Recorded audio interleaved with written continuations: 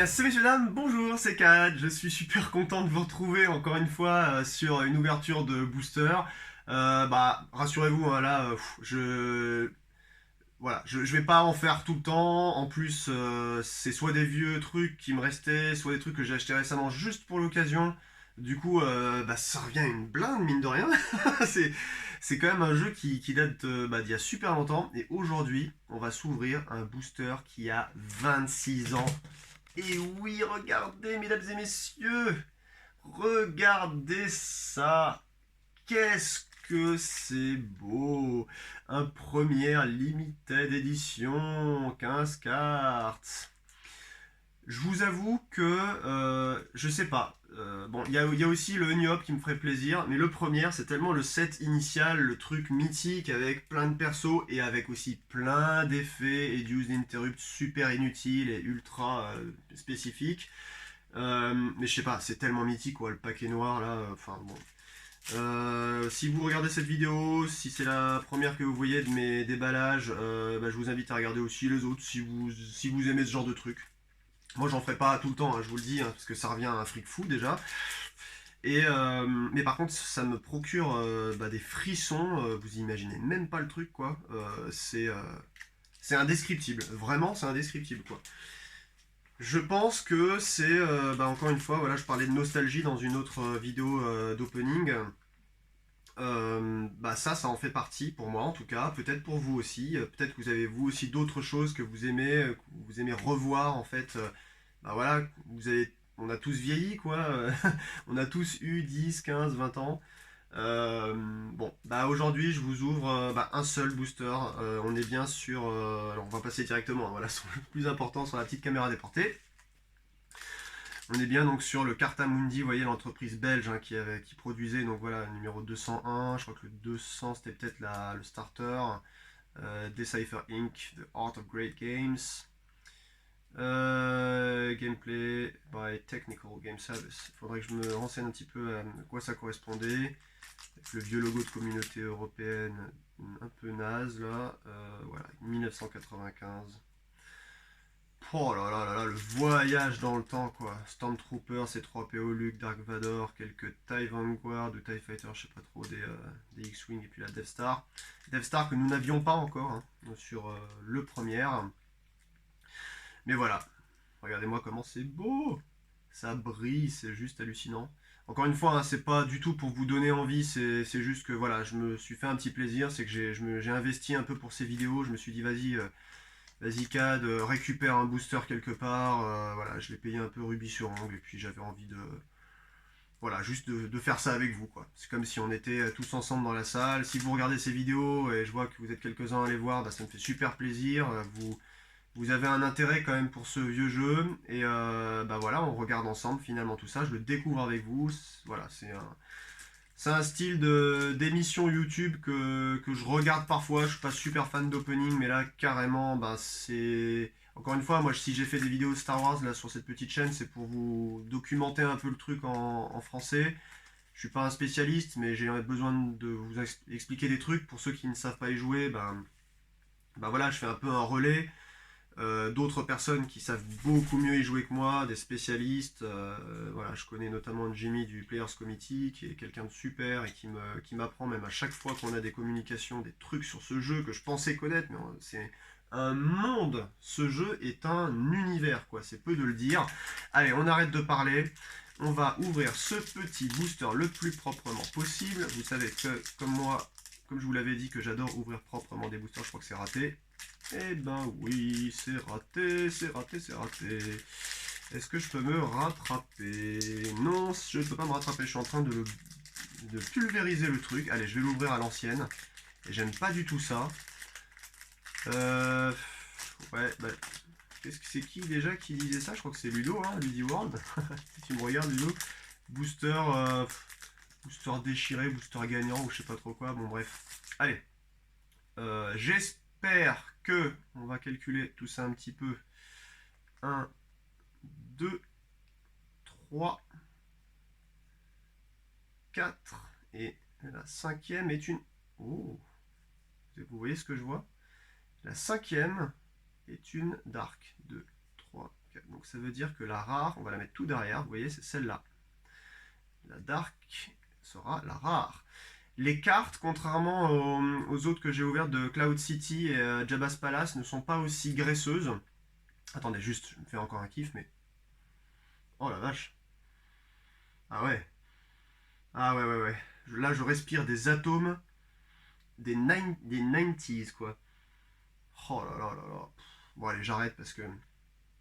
Voilà. Here Be Baby, All Together, qui est un News Interrupt de 5 de destinée en light. C'est si l'adversaire a juste tiré avec un de ses Starship Weapons contre un de mes Starships.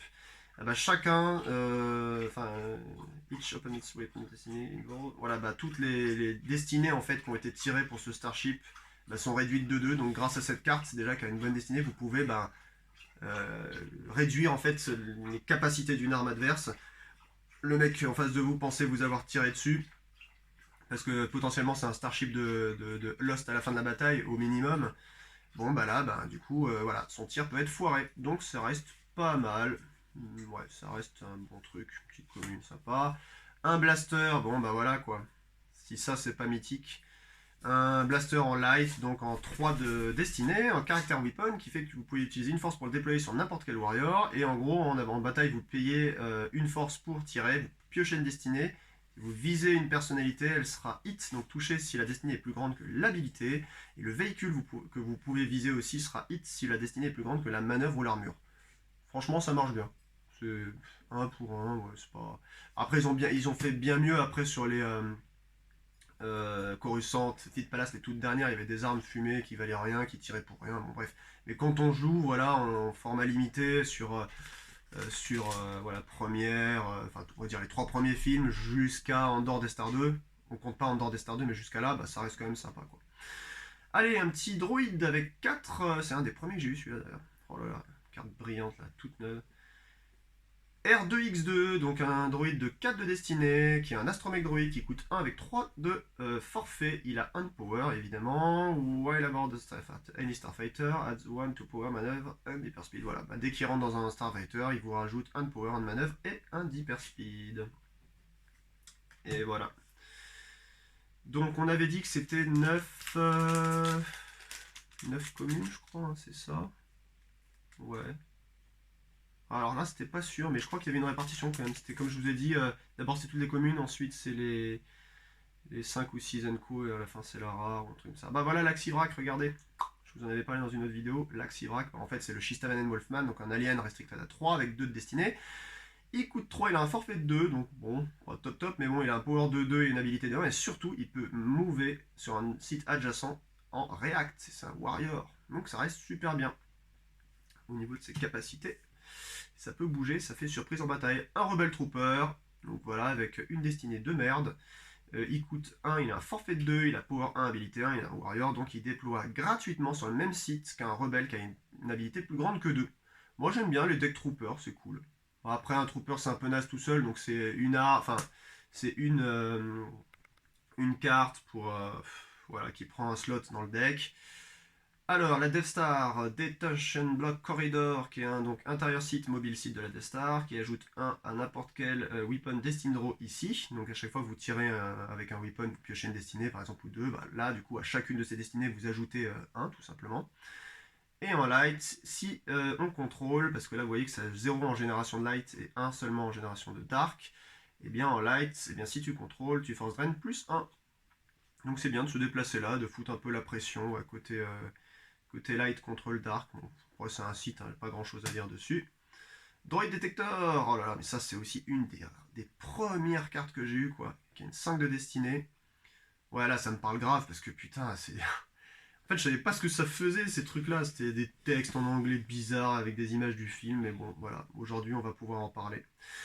On déploie ça sur un site intérieur, vous vous souvenez, c'est là où il y a Woher, le barman de la cantina qui déteste les droïdes, et vous avez ce petit truc là qui sonne dès qu'il y a un droïde, parce qu'il voilà, il veut pas que ça rentre.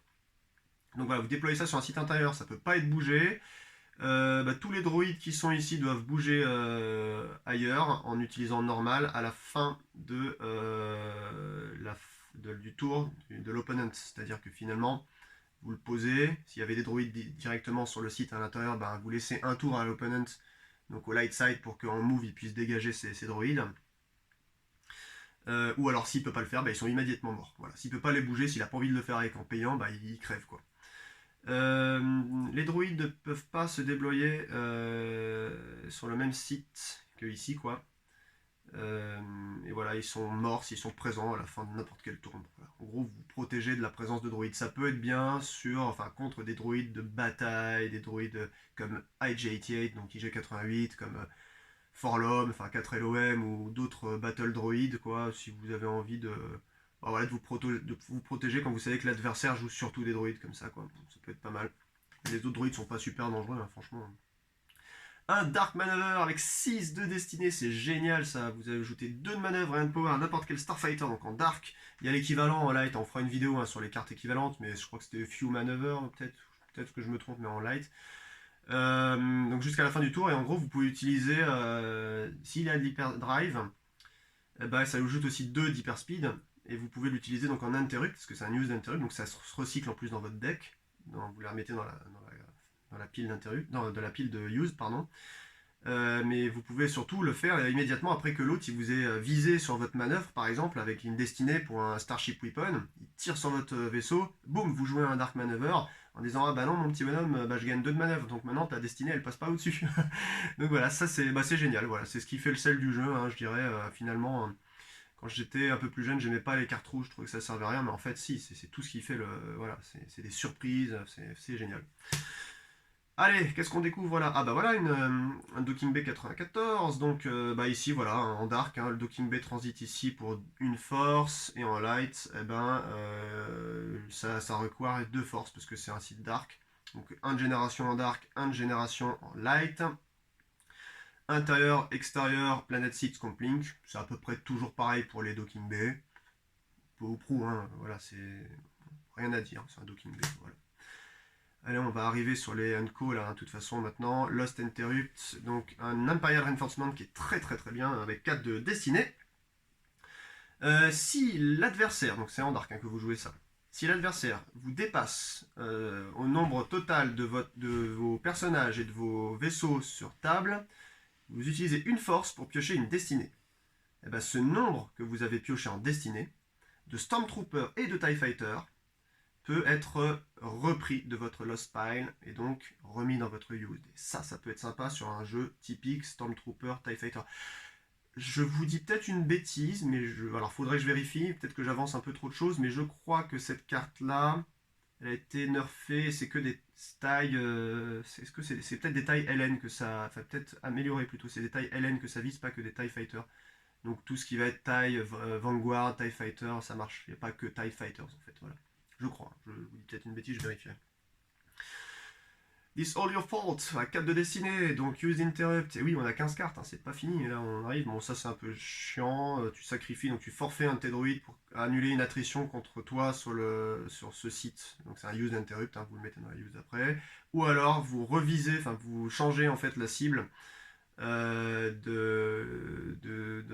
l'adversaire qui aurait visé quelqu'un chez vous.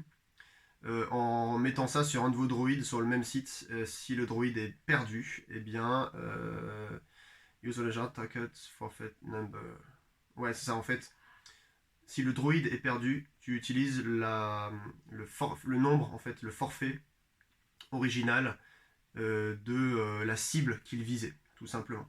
C'est-à-dire que voilà, ça va pouvoir être forfaité avec le nombre de, si vous avez visé, je sais pas, un Luke qui a 6 ou 7 de forfait, bah, ça utilisera ça. Bon, pas grand chose à dire sur cette carte. Allez, on a un petit Massassi War Room qui est un site light avec 2 de production en light, 0 en dark en force génération intérieure. Planet Six Complink, sous ton contrôle avec un leader ici. Les Stormtroopers et les tailles sur table ont un forfait de -1. Donc ça c'est super bien. Et le dark dit de son côté, si tu inities une bataille ici, tu ajoutes une bataille destinée. Bon, franchement c'est pas mal. C'est un site cool, même des deux côtés, ça annonce que du bon. Je suis en train de réfléchir, j'espère pas tomber sur un Kessel Run ou un Fang the Maker en rare ou les Subsirines ou des trucs un peu inutiles. Enfin, franchement, ce serait trop cool de tomber sur une super rare, mais là, j'y crois pas. Hein. Enfin, une super rare, une bonne rare, quoi. Allez, ça continue, on est sur un super truc. Moi, j'aime bien laser projector, hein, c'est 3 de destinée. Et puis du coup, bah, à la fin, écoutez, on arrive à la fin. Après, hein, voilà. Utilise 2 pour déployer sur un site intérieur, ne peut pas bouger, on peut tirer gratuitement, donc en dark, hein, on pioche une destinée, le personnage est touché si la destinée est -1, plus grand, la destinée -1 est plus grande que son habilité. Le seeker, parce que vous pouvez viser des seekers aussi, j'en parlerai dans une autre vidéo, c'est des trucs qui ciblent des persos particuliers, sera touché si la destinée est plus grande que 2, tout simplement. Donc ça peut pulvériser des seekers super facilement. Des seekers, c'est justement des rares, bon, des rares 2 généralement qui servent pas à grand chose. Bon, si, moi j'aime bien, je fais partie de ceux qui aiment bien. Après, il y en a beaucoup qui disent que c'est de la merde. Le laser projecteur peut être visé par n'importe quel weapon et il sera hit si la destinée est plus grande que 1. Donc vous voyez, vous, en tant que light, du coup, vous pouvez vous débarrasser d'un truc comme ça. Du coup, on a encore une carte à voir, c'est une carte dark avant la rare. Un Chief Blast, sympa. J'en ai pas beaucoup de ceux-là. Pas énormément, mais c'est toujours bien. Un unique impérial qui est 2 de destinée, il est pilote, il coûte 2, il a 3 de forfait pour un 2 de power, 2 d'habilité. S'il est sur un starship au début d'une bataille, il peut immédiatement évacuer avec quelqu'un d'autre sur un site relié en fait à là où il y a le starship. Si vous êtes par exemple sur Tatooine, etc., vous pouvez vous relocaliser là. Pouvoir +1 s'il est sur le même site que Tarkin. Et il ajoute 2 de power à n'importe quoi qui pilote. C'est pas mal. C'est pas mal. Voilà, un petit shield blast. Allez, roulement de tambour, on tombe sur quoi? Oh là là, c'est beau, c'est beau, c'est beau, un dévastateur, un dévastateur. Bon, je rêvais d'un perso connu, mais un dévastateur, c'est super cool, franchement. Un destiné, enfin voilà, vous imaginez, c'est le premier vaisseau quoi de Star Wars. Ah, pour le coup, le Conquest et le Dévastateur, mais le Dévastateur, quoi, c'est celui qui poursuit la Tantive 4, quoi, avec Leia dedans. Vador est à bord de ça, quoi. Bon, voilà, quoi. En gros, c'est la même chose que si vous voulez les Unco Imperial Class Star Destroyer. Sauf que, en gros, il a un petit bonus, c'est qu'il a 1 de power de plus. Je crois qu'il a 9 de power, lui, vous voyez, 9 de power, armure de 6, hyper speed de 3. Il coûte 8, il a une habilité de 9 avec un scomplink. On peut ajouter 6 pilotes, 8 passagers, 2 véhicules et 4 tailles. Il a un ship docking capability pour ranger des véhicules, des vaisseaux et tout. Et il a un permanent de pilote surtout dedans avec une habilité de 2, sachant qu'en plus la différence avec la version standard Unco des Capital Starship Dark, des Star Destroyer, Imperial Class Star Destroyer, là c'est qu'ils ont, je crois, de souvenir, hein, juste un pilote permanent de 1. Bah voilà. Là, je suis content. Un dévastateur, quoi. Ah, c'est pas exceptionnel, hein, c'est pas évidemment, j'aurais préféré avoir un Vador ou un truc comme ça, ou un Han, mais c'est franchement cool. Comme je vous ai dit juste avant, là, juste avant de Chief Bast, ah non, pitié, je veux pas tomber sur un Thank the Maker, ou un Seeker, ou un truc Luxir Droid, ou enfin voilà, tout un tas de flopés de cartes qui étaient sortis en première, un UOP, des trucs ultra spécifiques, si vous n'avez pas la carte dont on parle dans la carte, c'est injouable. Donc là, ça rentre illico dans un deck, quoi. Je vais le mettre dans mon cube. Si vous n'avez pas encore vu la vidéo de mon cube, ou je l'ai peut-être sorti, je prends de l'avance en fait sur mes vidéos, donc vous avez peut-être vu dans un sens ou dans une autre, je parle dans une des vidéos d'un cube que j'ai fait avec 200 cartes light, 200 cartes dark, de trucs que je joue peu dans des decks construits. Et du coup, bah là, ça rentre nickel, quoi. Ça se joue partout, c'est un gros Star Destroyer, c'est joli. Je suis content, je suis super content de vous avoir montré ça. Bah voilà, encore une fois, c'était pas pour frimer, hein, c'est juste un booster limited edition, donc de 15 cartes premières, sorti en 95 du jeu Star Wars CCG. Dans tout ça, bah, y a plein de trucs super cool. On a eu un Shift Blast, on a eu un laser projector, on a eu un Shistavanen Wolfman, on a même un blaster, même ça, quoi, pour... Enfin voilà, là, mine de rien, franchement, c'est un beau booster. Il y a carrément pire que ça. Bon, ça, c'est un peu de la merde. Bon, ça peut être pas mal, mais il faut jouer droïde. Imperial Reinforcement, c'est cool. Franchement, je suis content. Dark Maneuver, quoi. Enfin, voilà. Un super, super booster. Et un petit dévastateur. Regardez comment il brille. Il brille grave. Voilà. Ça rentre dans le cube direct. Voilà, et ben j'étais super content. La vidéo est un petit peu longue pour juste un booster. Je suis désolé, je vous ai détaillé des cartes. Je suis super content de vous montrer ça. Franchement, si je pouvais passer ma vie à vous ouvrir des boosters Star Wars ou d'autres jeux de CCG que j'adore, je vous en parlerai plus tard hein, sur cette chaîne.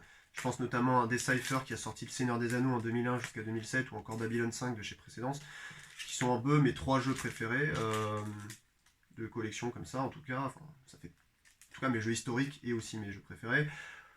bah voilà, je serais un ange au paradis, quoi. Je serais super content. Et puis là, voilà, j'ai essayé de vous faire participer à ce petit bonheur. Hop là, je fais un petit zoom. Je sais pas si vous voyez encore, mais bon, c'est pas grave. De toute façon, vous avez assez vu les cartes comme ça. Bah voilà, je sais pas trop quoi vous dire. Je suis ému, en fait. C'est tellement vieux, ça représente tellement mon plus jeune âge. J'avais quoi, 9 10 ans à l'époque où j'avais acheté mes premiers trucs comme ça. C'est juste de la folie, malheureusement. C'est peut-être voilà, c'est peut-être parce que le booster était mal ouvert qu'il y a eu une bonne rare dedans. Et même des bonnes communes et des bonnes enco. Parce que, mine de rien, je critique un peu ce jeu parce que je dis des fois, ouais, jamais de communes super cool. Bah, si, si, si, il y a des communes qui sont indéniablement utiles, mine de rien. Euh, bon, il y a un problème d'équilibrage hein, qui fait que vous n'avez pas forcément l'accès aux rares qu'il vous faudrait facilement. Et c'est ça qui a handicapé le jeu. Mais voilà, on a de super cartes là.